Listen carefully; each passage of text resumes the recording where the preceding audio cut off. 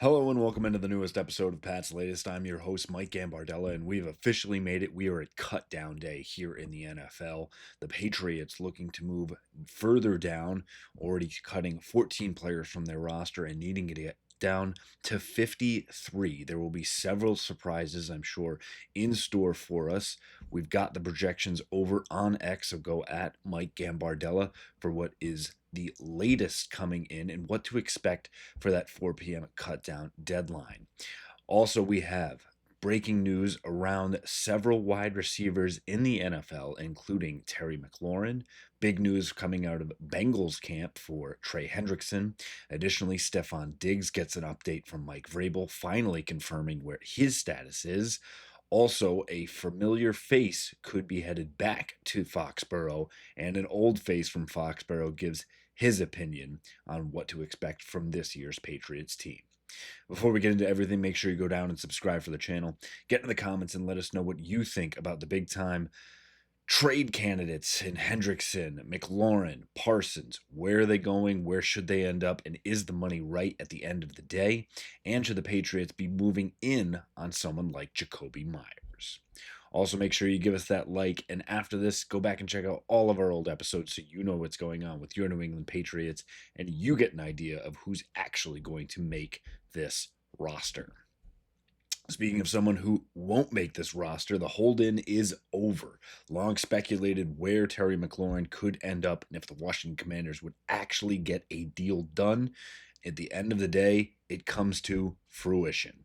Terry McLaurin stays with the Washington Commanders, and mildly surprising, one of the top free agent wide receiver contracts outside of the normal cast of characters, slotting in around the top 5 all-time mark at $30 million per season for Terry McLaurin.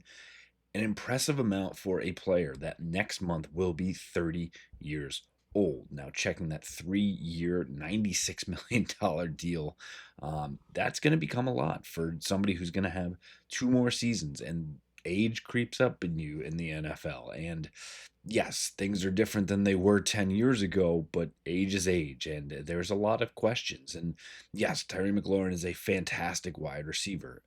It's fair to ask the question, especially for the Commanders, I think, and a run-first offense behind, Jaden McDaniels, really wanting to hand the ball off and set the tone with Dan Quinn as the head coach there as well, and adding Deebo Samuel to that mix. It it asks a lot of questions, and it is surprising. I thought the Patriots could be more involved in this, but at the end of the day, I think the right move, because you do not want to wrap up that much money in a player that is getting up there in age. Unfortunately for the Patriots, this is a reminder that this is actually the second chance they had at someone like McLaurin, whether Washington was actually serious about putting him on the trade block and seeing what they could get, because we know that back in the 2019 draft, when the Patriots unfortunately took N'Keal Harry in the first round, they passed on Terry McLaurin, who went in the third round of that draft. And unfortunately, there were several other players, including Deontay Johnson, who's had a great career prior to the past couple of years, running into some both on the field and off the field issues, and some other familiar names you might know: DK Metcalf, Deebo Samuel, and yes, AJ Brown. We won't stay and wallow in it too much, because the new wide receiver one for your New England Patriots, Mike Vrabel, has finally confirmed after weeks and weeks of speculation, Stefon Diggs will indeed be ready for week 1. Drake May will have his number 1 option, and he actually talked in the pressers today after practice. On Monday's practice. We are at Tuesday. Yesterday was Monday. We've got our X straight. Drake May talking about not feeding Stefon Diggs, that he's not going to force the issue, saying that if he's open, he's going to catch a lot of passes. And I think that's more towards May getting comfortable with Josh McDaniel's system. And honestly, if this were a couple of years ago, this may have been a serious issue for someone like Stefon Diggs, when your quarterback is saying he's not going to force the ball to you. But I think when it gets to this point, Diggs also being up there in age, coming back from injury, it is a testament to what he's been able to do just from last year in week 8, getting to now over the ACL injury. But again, I think great news for Drake May, and more so that he feels a comfort level of not having to potentially pander to a top option. Hopefully, this is a different Stefon Diggs when it comes to those things, and hopefully more of the same what we saw several years ago in performance wise for Stefon Diggs as well. Additionally, looking at what is going on with Jakobi Meyers. Stefon Diggs is in. Could Meyers be back? Jakobi Meyers, surprisingly enough, on Monday announced that he is officially requesting a trade from the Las Vegas Raiders. Mildly surprising for their wide receiver one, and for getting Geno Smith and Pete Carroll into the fold. Yes, Myers is mildly underpaid and he wants a contract extension, has not gotten any traction on that whatsoever. And it's twofold. One, he might be the wide receiver one, but he is not receiving option one. That is officially Brock Bowers, who has staked his claim as being one of the top tight ends in the league, if not number one. He and Travis Kelce can duke that out on the field this year. But again, Jakobi Meyers, who the Patriots decided not to pay a few years ago and going with Juju Smith-Schuster instead. We know how that all worked out. But now Jakobi Meyers putting in that trade request. And it is mildly surprising, but I think it's something that Las Vegas probably wouldn't look at 24 hours ago. But in addition to the trade request coming across, the Raiders went out. They needed a backup quarterback after Aiden O'Connell got hurt, traded a fifth rounder to get Kenny Pickett from the Cleveland Browns, which shored up their issues of potentially having to carry four quarterbacks. Joe Flacco, Dylan Gabriel, and Shedeur Sanders will now round out that quarterback room. But they also went out and got a wide receiver, an old friend, Amari Cooper. Excuse me, who ended last season with the Buffalo Bills, but really couldn't crack through and become their top option. He decides now to go back to Las Vegas, and does that actually make Jakobi Meyers expendable? Could the Patriots actually look at saying, hey, here's Kyle Duggar or Anthony Jennings and a fifth or sixth round pick? Can we get Jakobi Meyers back? And if the injuries to players like Efton Chisholm or Kyle Williams or Kendrick Bourne are seemingly more long term and they need to spend a little bit more time on that pup list to begin the year, potentially missing the first 4 weeks, adding someone like Jakobi Meyers now into the fold and letting Diggs, Douglas, Booty, Hollins, and then someone like Myers being your number 5 option, now suddenly that is a very vaunted unit for Drake May, and something the Patriots, again, will have to very much consider.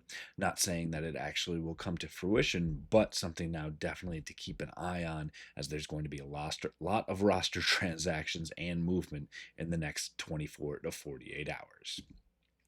Finally, we will check in with a very, very large presence, one that we were very much had the pleasure of watching for many, many years. Vince Wilfork back and around the Patriots, and good friend Mike Vrabel. And he had a lot to say, and he is very bullish on the Patriots, as he should be. But his comments, I think, were interesting. His quotes were that he's excited about the season, that he thinks they're going to be to take the league by storm, honestly, was his quote. He said, I think we're going to shock the league with how we're going to look. And went on, he was promoting his new barbecue sauce, very on brand for Vince Wilfork, but he clarified to say that I'm not saying that we're going to be the number 1 seed in the AFC, which with Baltimore, Cincinnati, Kansas City, among others, I think that's fair.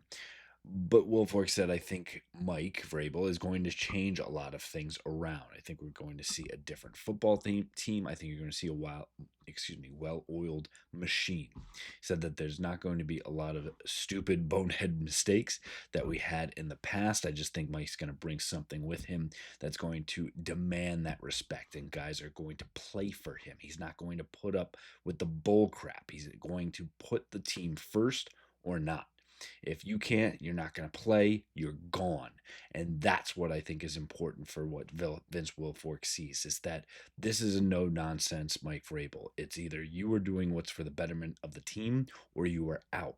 And I think will be very telling in the next few hours to see Is Kyle Duggar, Anthony Jennings, and others doing what's best for the team? Are you going to sacrifice your starting spot and wait for your time? Or are you going to be a squeaky wheel and you know what? Take your contract and go, and we'll play against you later, and you're opening up a roster spot for somebody who may actually be able to help this team. It is a new era of Patriot football. It is Mike Vrabel's team. He is allowing guys like Stretch and Elliott Wolf to help pull the strings, and so far it has been a different, well-oiled machine, and it'll be very interesting to see who these final 53 players are for your New England Patriots in just a few hours. That'll do it for us here on this episode of Pat's Latest.